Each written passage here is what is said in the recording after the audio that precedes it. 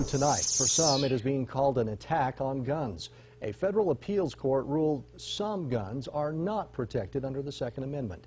KIDK Eyewitness News 3 reporter Chris Oswald is here with us in the studio tonight with more on these developments and how some locals are reacting to this news. Chris? Yeah, Todd, the decision by the Fourth Circuit Federal Appeals Court in Maryland, simply put, says that gun owners are not protected under the Second Amendment to own weapons of war. Local gun shops say the ruling has resulted in a surge in their sales.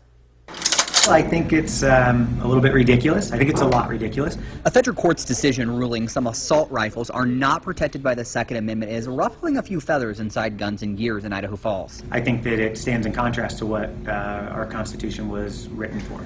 The 10-4 court ruling comes in response to a Maryland law passed after a gunman with an assault rifle killed more than 24 people inside a Newtown, Connecticut elementary school. 6-7 Sandy Hook School.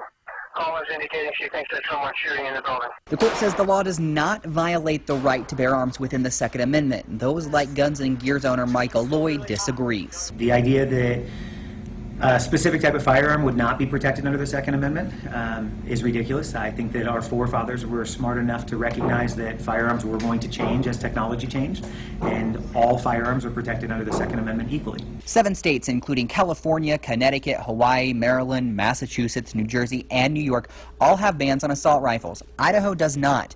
Loy still believes, though, the court's decision will result in more sales. The decision will be good for the gun industry. I think we'll see another small spike in sales, and I think that we'll see more Americans take the Second Amendment and hopefully other civil rights more seriously. 4 other appeals courts have rejected Second Amendment challenges to ban assault weapons and large capacity magazines. The Maryland case is expected to go to the Supreme Court. Live in the studio tonight, I'm Chris Oswald, KIDK Eyewitness News 3. Okay, yeah, we'll see where it goes. Thanks, Chris. One of the weapons banned under Maryland's law is the AR-15. The National Rifle Association estimates there are 5 million to 10 million in circulation in the U.S. for lawful purposes.